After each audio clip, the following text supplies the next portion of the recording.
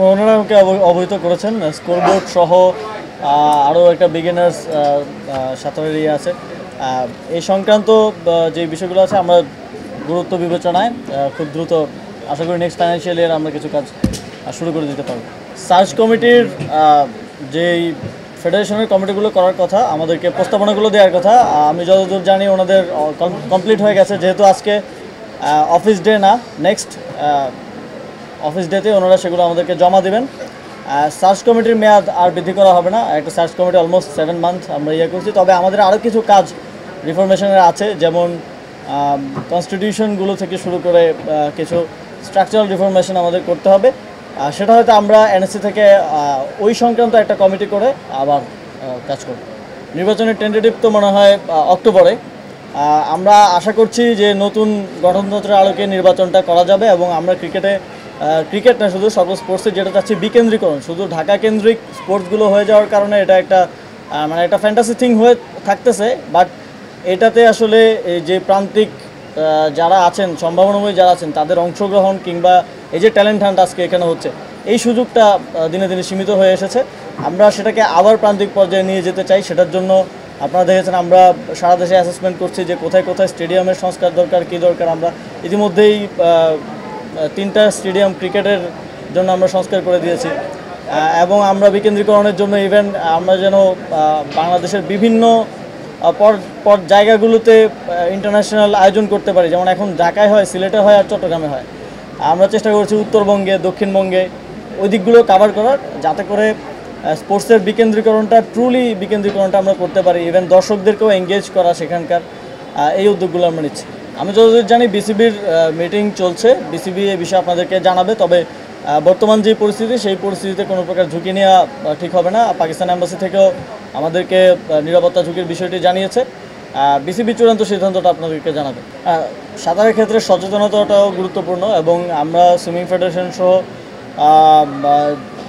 এখানে তো মাত্র 2-1টা স্পোর্টস ছাড়া বাকি স্পোর্টসগুলোতে সেভাবে মনোযোগ দেওয়া হয়নি। আমরা ইতিমধ্যেই বাজেট বৃদ্ধি করারও উদ্যোগ নিয়েছি। লাস্ট ফাইন্যান্সিয়াল ইয়ারে মাত্র 17 কোটি টাকা বাজেট ডিসবার্স করা হয়েছিল ফেডারেশন। ইভেন যেটা সরকার বরাদ্দ করেছিল সেটাও খরচ করা হয়নি। এবার আমরা আরও বাড়িয়ে চাচ্ছি, যাতে করে আমরা এই যে অন্যান্য ফেডারেশনগুলো যাদেরকে আমরা সেভাবে সহযোগিতা করতে পারিনি বিগত সময়, আমরা যথাযথভাবে যাতে সহযোগিতা করতে পারি। তাদের ফ্যাসিলিটিস বাড়ানো, ইনফ্রাস্ট্রাকচার ডেভেলপমেন্ট সহ স্পোর্টসের সার্বিক উন্নয়নের জন্য আমরা বাজেট সহ অন্যান্য যে সহযোগিতা প্রয়োজন হয় সরকার থেকে, সেটা সরবরাহ করব। বাংলাদেশি বংশোদ্ভূত যারা প্রবাসে আছেন এবং বিভিন্ন স্পোর্টসে ভালো করছেন, তাদেরকে বাংলাদেশের পতাকা রিপ্রেজেন্ট করার জন্য, বাংলাদেশকে রিপ্রেজেন্ট করার জন্য এবং বাংলাদেশে আনার ক্ষেত্রে ফেডারেশনগুলোকে একটা নির্দেশনা দেওয়া হয়েছে। বাফুফে এই ক্ষেত্রে অনেকে এগিয়ে গেছে এবং এটা অন্যান্য স্পোর্টসকেও, অন্যান্য ইয়েদেরকেও হচ্ছে আরও বেশি আগ্রহী করে তুলছে এটার বিষয়ে। তবে এটা স্থায়ী সমাধান না। স্থায়ী সমাধান হচ্ছে আমাদের স্পোর্টসম্যান কিউরেট করা, তৈরি করা এবং এই যে ট্যালেন্ট হান্টের মতো প্রোগ্রামের মাধ্যমে তাদেরকে নিয়ে আসা, বিভিন্ন প্রান্তিক পর্যায় থেকে প্রপার ট্রেনিংয়ের মাধ্যমে স্বয়ংসম্পূর্ণ হওয়া।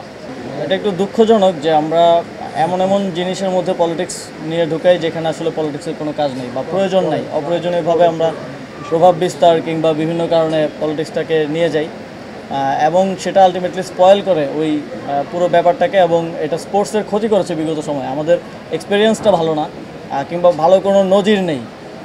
স্পোর্টসের বাইরের তারাই আসতে পারে যারা স্পোর্টসকে স্পন্সর করবে, প্রমোট করবে, এবং সেভাবেই ফেডারেশনগুলো আমরা করেছি, আপনারা দেখেছেন, করার চেষ্টা করেছি সর্বোচ্চ।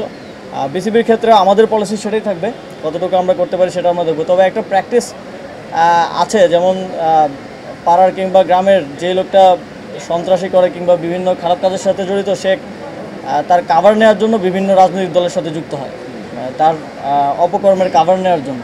তো স্পোর্টসেও বিগত সময়ে আমাদের তো একটু এক্সপিরিয়েন্স হয়েছে যে কারা আসলে ইভিল প্র্যাকটিসগুলোর সাথে জড়িত, ফিক্সিংয়ের সাথে জড়িত, ট্রাফিকিংয়ের সাথে জড়িত স্পোর্টসে।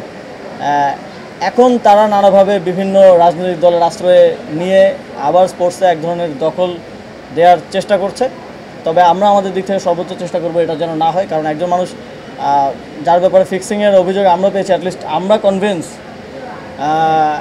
এবং আন্তর্জাতিক সংস্থা থেকেও বিগত সময় এরকম ছিল তাদেরকে রাজনৈতিক কাভারে হোক অথবা যে কোনোভাবেই হোক স্পোর্টসে আসতে দেওয়াটা স্পোর্টসের জন্য ভালো কিছু হবে না। সেটা যে কোনো ক্রিকেট বোর্ড থেকে শুরু করে যে কোনো জায়গায় আমাদের পলিসি যেটা আছে সেটা অনুযায়ী আমরা কাজ করব, দেখা যাক কতটুকু করতে পারি। হ্যাঁ, এখানে তো সমস্যা হচ্ছে প্র্যাকটিসটা নেই, রেসপন্সিবিলিটি নেওয়ার যে প্র্যাকটিস সেটা আমাদের এখানে নেই। বা আমরা পৃথিবীর বিভিন্ন দেশে দেখেছি যে ব্যর্থতার পরে অনেকে রেসপন্সিবিলিটি নিয়ে পদত্যাগ করে, কিন্তু আমাদের এখানে সেটাকেই নানাভাবে জাস্টিফাই করার চেষ্টা করা হয়। তবে আমরা ইতিমধ্যেই একটা পলিসি নিয়েছি যে প্রত্যেকটা ফেডারেশনকে, প্রত্যেকটা বোর্ডকে তাদের প্রোগ্রেস রিপোর্ট এবং অডিট রিপোর্ট আমাদেরকে এনএসসিকে দিতে হবে। যেহেতু বাংলাদেশের নাম ব্যবহৃত হচ্ছে, বাংলাদেশের পতাকাকে আপনারা রিপ্রেজেন্ট করছেন, অবশ্যই যতই আন্তর্জাতিক সংস্থার গাইডলাইন থাকুক আর যাই থাকুক, আপনি তো বাংলাদেশের বাইরের কিছু না।